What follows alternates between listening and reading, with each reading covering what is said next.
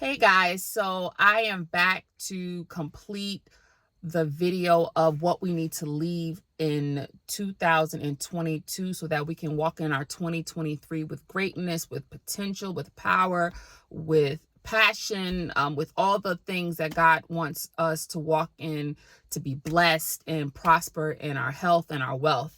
And I did a part one. I had to kind of get off kind of abruptly. So this will be a part two, a conclusion to the things that we need to leave in 2022. I want to continue and kind of wrap up the situation with Kanye West and how he exposed a lot of the evils that was going on in the music industry. And what I was talking about in the last video towards the end was that let me tell you, the industry and who's out is not about artistic talent. There are many talented people, y'all. There are countless talented men and women who have a beautiful gift to give to the world. But what the industry is most concerned with is it has a certain agenda to use those talents in order to influence the masses.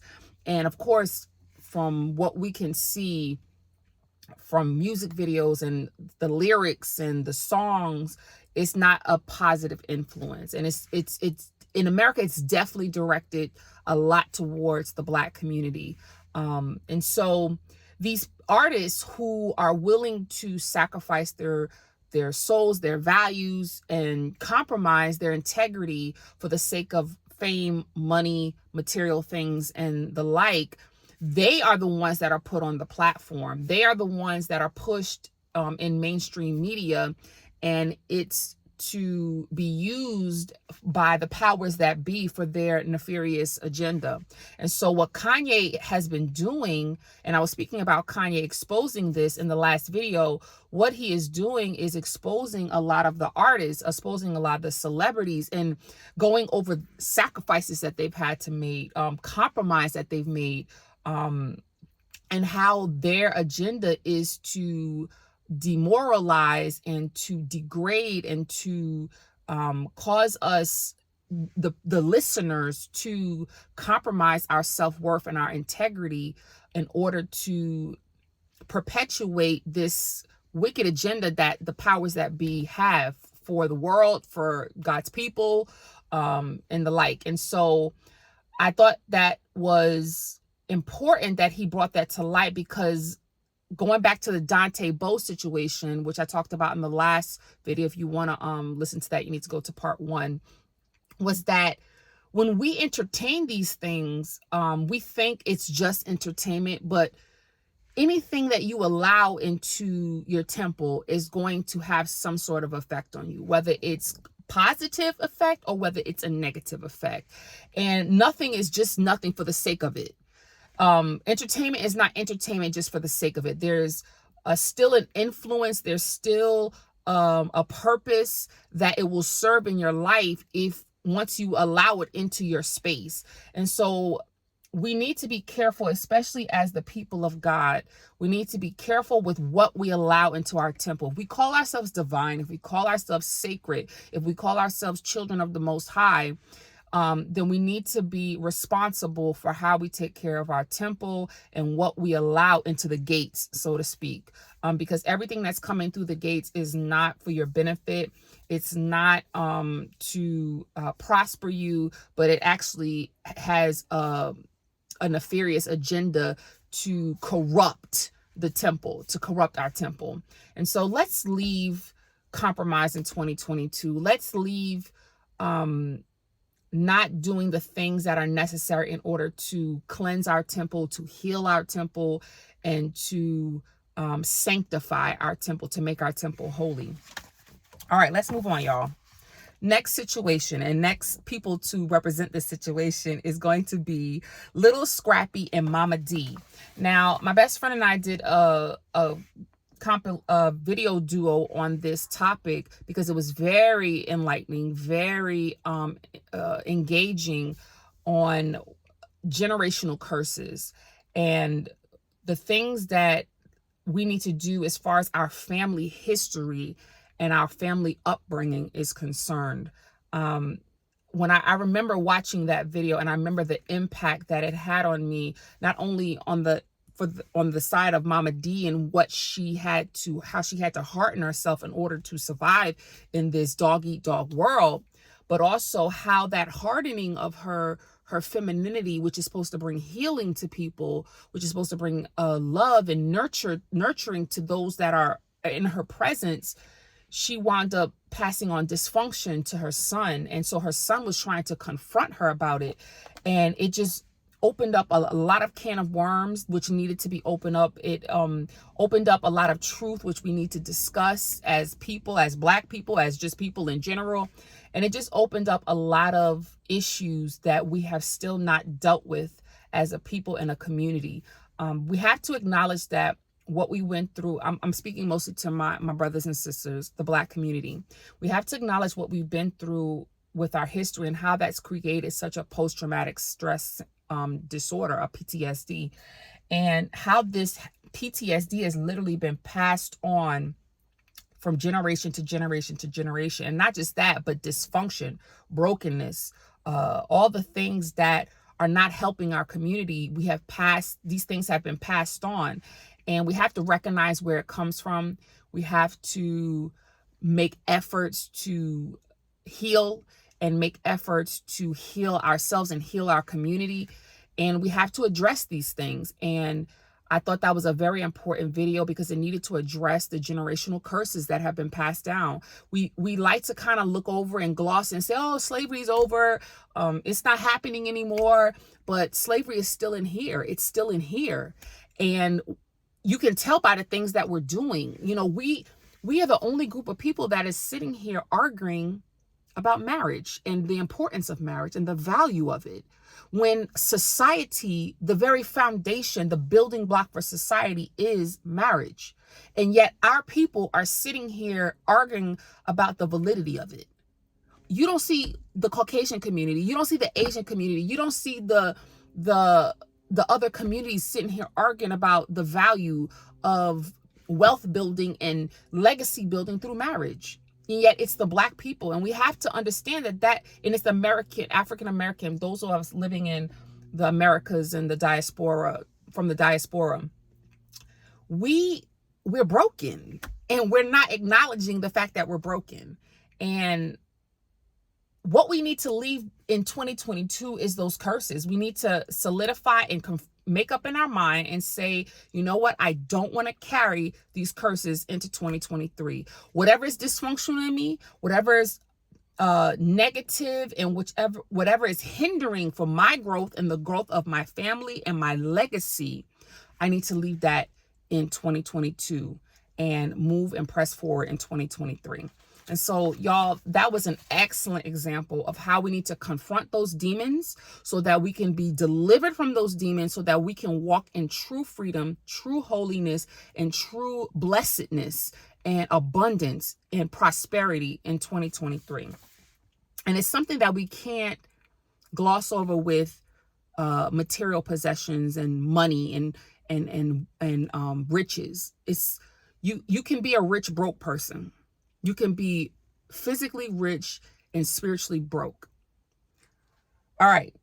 Y'all might hate me for this one, but I'm just using this person as an example. I don't dislike the person, neither of these two that I'm about to exclaim. But I don't dislike these people. But where I've seen how the persona, let's say the persona or the public image, that's a better use of the word, the public image that these people, these young ladies, these queens have put out, it's not helping our community, y'all. It's not helping us. And I'm going to say the Cardi B's, the Meg Thee Stallions, and the Chloe Baileys. Let me go with Chloe Bailey for a minute, because Meg Thee Stallion and Cardi B, they kind of came out the same way, right? They came out the same way. They were savages.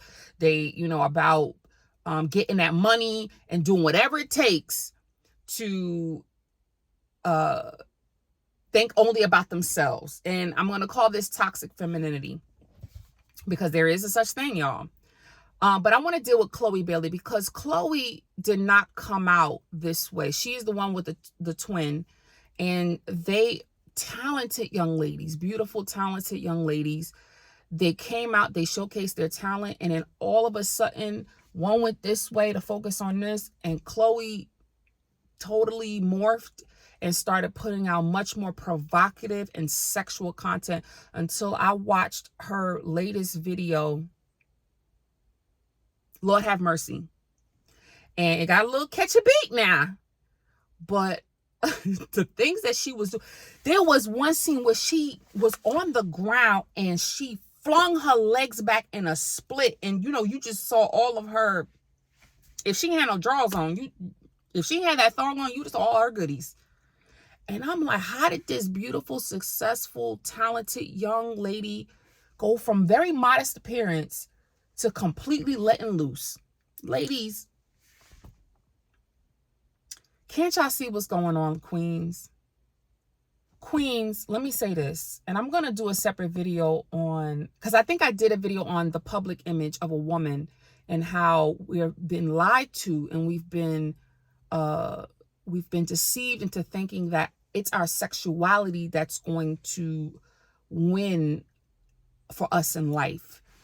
And ladies, your femininity, your sexuality, the beautifulness of your body, how you move, how you carry yourself, it's a power.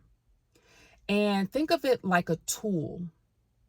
You can either use this tool and yield it to heal our people, to nurture our people, to mature our people and grow and cultivate your people, our people, those that are in your sphere of influence.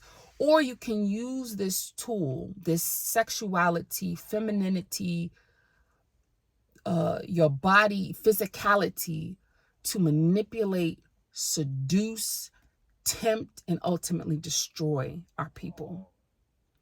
Yes, it's your body. Yes, it's your body. And yes, we've been through history where we've been so suppressed and oppressed. And I get it, ladies. And we've been dictated to about what femininity is. But we're still, it's funny because even still in the 21st century, in 2023, we're still being told what's feminine. And now the narrative has changed. Before it was modesty. It was how you carried yourself in your intellect and how you covered up. But now it's how you let loose. It's how you show all your goodies and use your body. You know, you can be sexual. It's fine. And God made you naked. And why can't you walk around half naked? And you need to respect me if I still walk around half naked.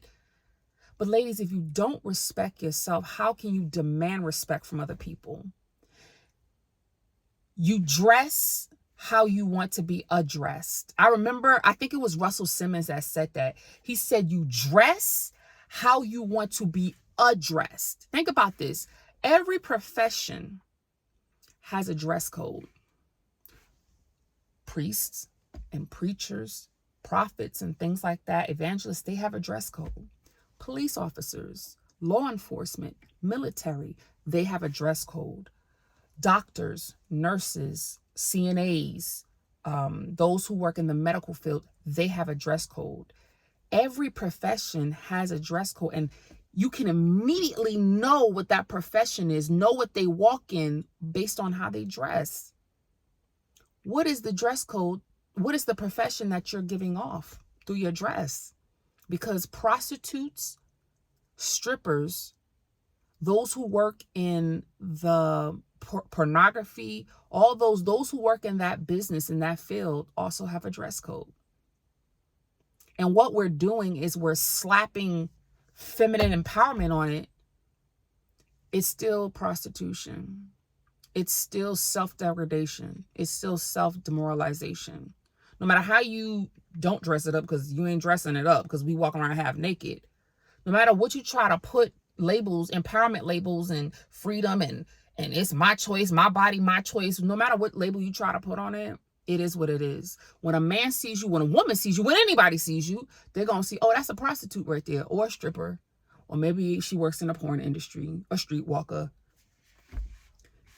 We're looking like streetwalkers and want to be treated like queens. A queen has a dress code. A duchess, a royalty has a dress code. Everything has a dress code. And am I saying all you are is wrapped up in what you wear? No. But it is an impression of what I might be getting myself into when I meet you. Because we are all walking billboards. We are all walking advertisements. That means we are advertising something, whether it be intelligence, whether it be hatred, whether it be seduction, whether it be godliness and holiness and spirituality. We are all representing something. I think her name is Queen Afua. And she's like a speaker, a woman in power, a woman empowering mentor. And I love the way she carries herself. If you know her, you should check her out. The way she carries herself, it screams royalty to me. And she literally is dressed up from head to toe. Your femininity is a gift that God gave to you to bless the world, not curse the world. And we need to start to really understand what true femininity is, what true sexuality is. Sexuality is not going outside half naked. Sexuality is so much more sacred and so much more deeper than that. Sexuality brings healing to our loved one, our significant other. It's what we use to not only pleasure him, our significant other, the one who's committed to us, but to soothe him, to validate him, to encourage him, and to nurture him through our body, through our feminine energy and our feminine power. And when we use it to seduce and tempt and to manipulate him to get something, money or class or social status or trips around the world, you are the only one that's going to suffer. Because let me tell you, he going to take it and then he going to dump you behind to the side.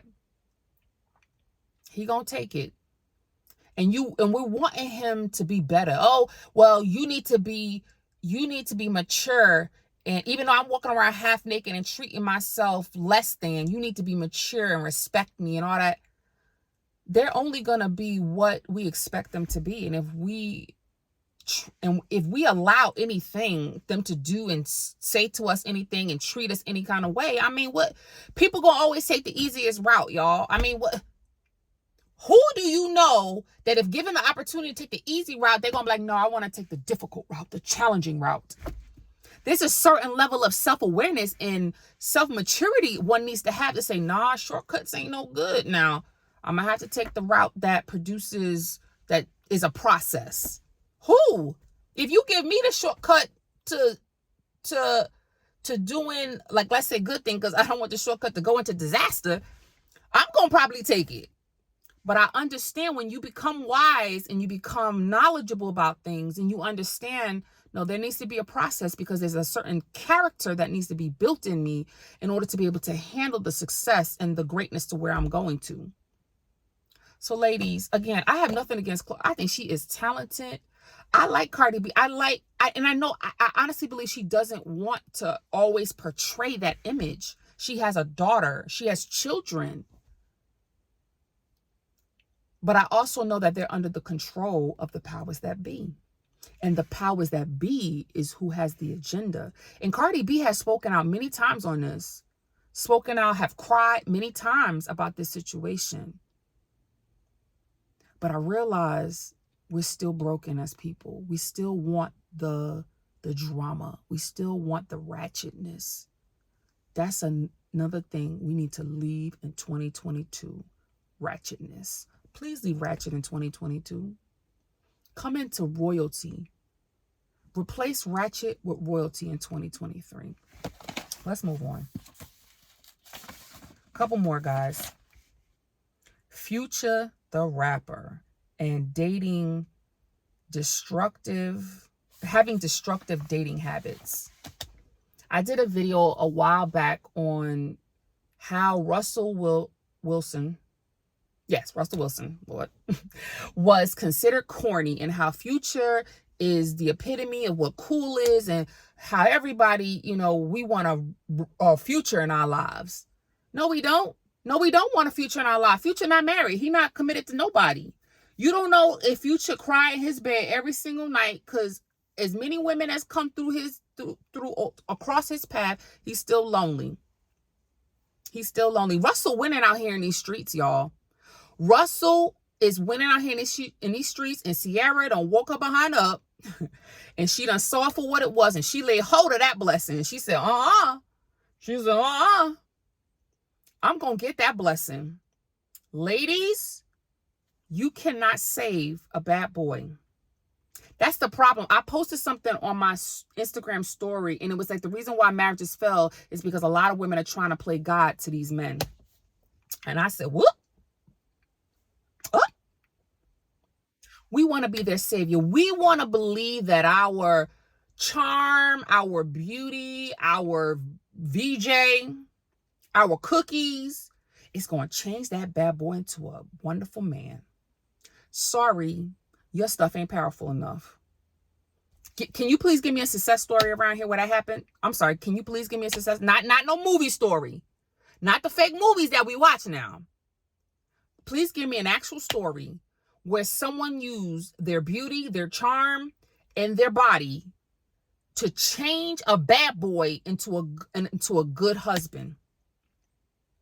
Can't turn a hoe into a housewife, and can't turn a hobo into a husband. A has-been into a husband. Sorry, only Jesus has the power to do that. Please leave Jesus to his work. Please step down off the throne of God, and please allow him to use you to build his kingdom. And then as you're seeking his face and his righteousness and seeking his kingdom first, then he going to provide you with what you need. But your ways, stop it with the witchcraft, because honestly, it's witchcraft. When we step outside of the spiritual laws that God has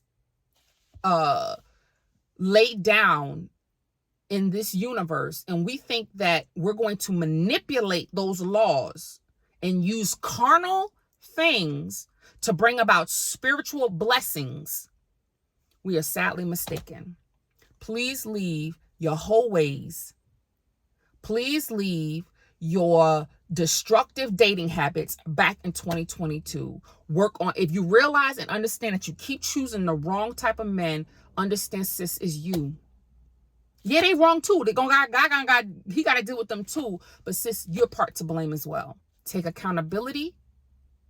Seek knowledge, wisdom, and understanding. And seek healing and walk in your newness. 2 more, y'all. Shanquilla Robinson and toxic and backstabbing friendships. Unsupportive friendships. I watched this video by this young man. I want to say his name is Shoemaker. Awesome young man, mighty man of God. Awesome man doing great things for the people. Please correct me if I'm wrong about his last name. It's the Shoemaker Way or something like that. And I actually recently subscribed to him. And he showed this video of this girl who was doing a live. And her friend was super pissed at her because her boyfriend came to visit them on their girls' trip. And he talked about that whole situation. And the friend literally wanted to fight her friend just because the boyfriend came and visited her. And she's like, this is a girls' trip. And here you come bringing your man. She's like, my man can't visit me. She was like, we had a girls' trip the whole time and my man can't just come visit me one time? Why is she blowing up all in this little situation? He basically says, because your friend jealous of you. And she really don't like you. I'm going to do a separate video on this. Because ladies, queens, my sisters, I don't understand. Why are we in friendships where we hate each other? That is not making absolutely no sense to me. Let me tell you something, y'all. Y'all know y'all don't know me very well. But I cannot. I wear my emotions on my sleeve. So when you see something in me, like what you see is what you get. What you see is what you get. And I remember my teenage son telling me that's why I intimidate people, is because what you see is what you get. If I don't like you, I'm not hanging around you. If we don't connect and we don't vibe, I'm not hanging around you. If I'm in your life, I love you. I support you. I want the best for you. I want to see you succeed. I want to see you walk in your purpose. I want to see you receive everything that God has blessed you with and that you're supposed to receive. But I'm starting to realize that so many of us are so broken and so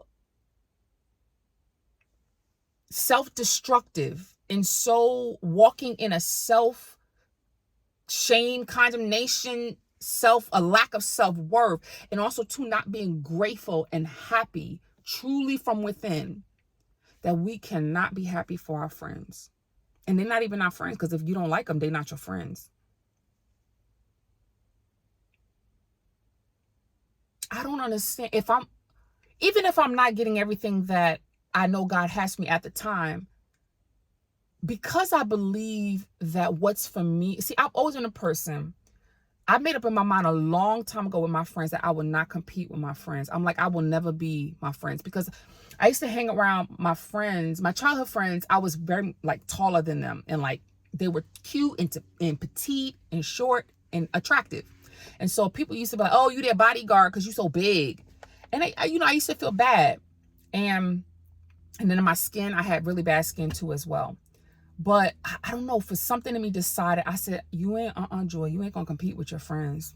Don't do that. Don't do that. You will never be them. You will never be 5'1". You are 5'9" and love all of it. You will never be 5'1". You will never have a size 7 foot. I remember I used to try to squeeze my size 10 to 11 foot in sizes 9s and y'all pray for me. I've been delivered. But I've always decided within myself, I'm not going to compete with my friends. I'm not going to compete with my friends. And I'm going to appreciate them for who they are. And that I understand what's for me is for me. And my journey is my journey. No one can have what's for me. So even if I lose something, that means it was never for me to begin with. But no one can have what is truly for me. And that's why I'm able to differentiate and separate. Okay, she got blessed with her man. About time. Praise God. I'm happy for her. Let me come celebrate with her. Because I know if God can do it for me, he can do it for me. And if God can do it for me, he can do it for you. And what I believe is going on is we're operating and we're moving in doubt and fear. And when we move in doubt and fear, we kind of go into the survival of the fittest mode, and may the best woman win, and may the best person win, and I got to step on your toes to get there. First of all, you need to check yourself before you wreck yourself. If you're still operating in that type of mentality, you need to understand that you are not operating in the kingdom mentality. You are not operating in a faith mentality.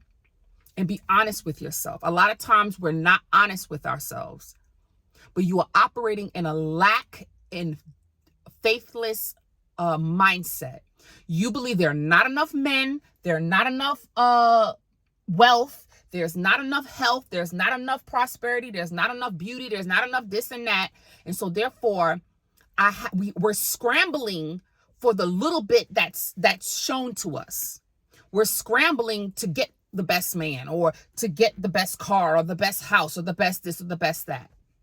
And that causes you to focus on your friend or focus on someone else and worry about their life and how they're advancing in their life, instead of focusing on your own daggone life and worrying about your own life and making your life the best life that you can make it. Now, it won't be me.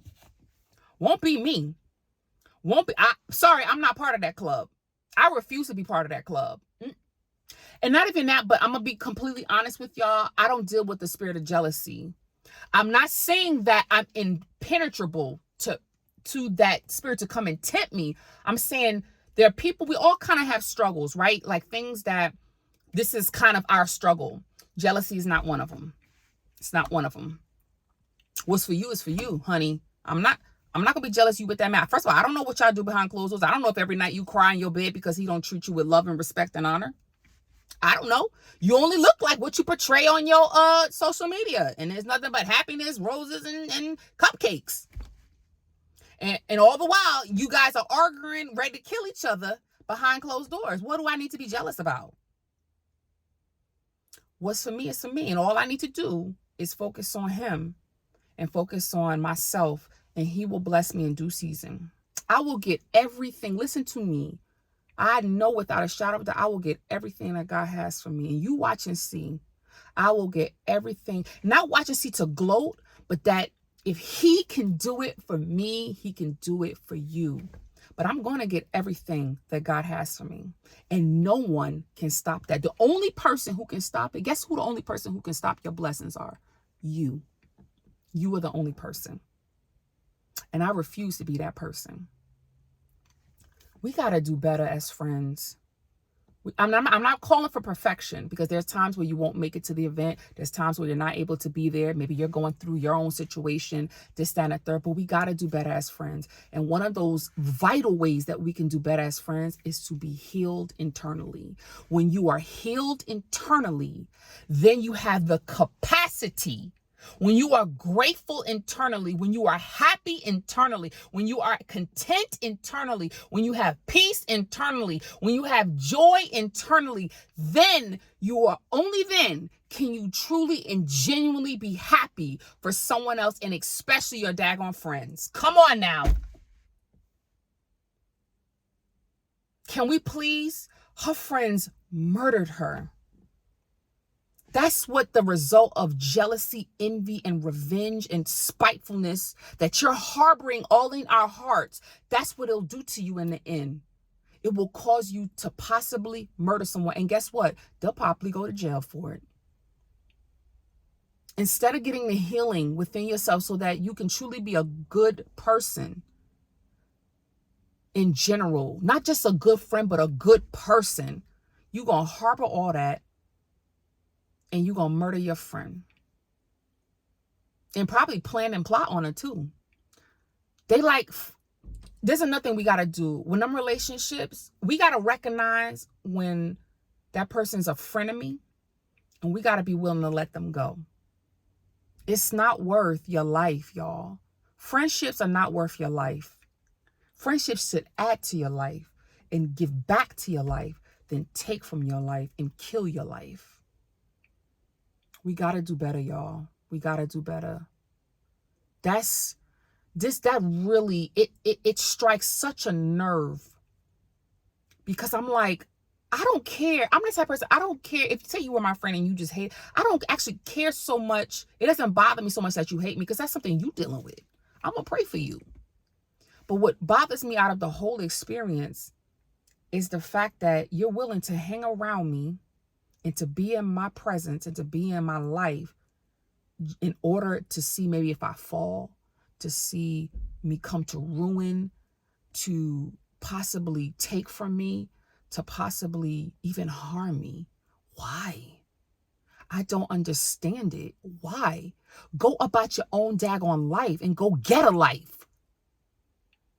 I don't understand that. And it's so sad. It's so sad. And let me say this, for those of you who are maybe jealous of your friends, I think ultimately everything leads back to God. And it's our lack of faith and trust that God can do for us what he can do for them in our own way, individually blessing us. And I know there are probably many of you who are hurting and are saying, but I just feel like my life is in shambles, and it seems like everywhere she goes, she's just blessed. And it's because I can see that. I can understand the hurt that it will cause in you. But the thing is, you got to come to the place where you recognize, like, okay, let me stop worrying about her and fix what's wrong within me. And once you fix what's wrong within you and get the healing that you need, then you won't even be concerned with her, because your life will be flourishing. Your life will be blossoming. Your life will be blooming. Can we please be better friends in 2023. Please, can we please make a better effort? And I say the how we start with that is in here and up here. That's how we start. Last one. And this is a sensitive one. Twitch and not so much, not saying that him passing was not, I was actually very hurt by this, very hurt, because I honestly, I have my own thoughts on this, okay? On how he passed, the manner he passed, and whether he himself made himself pass, okay?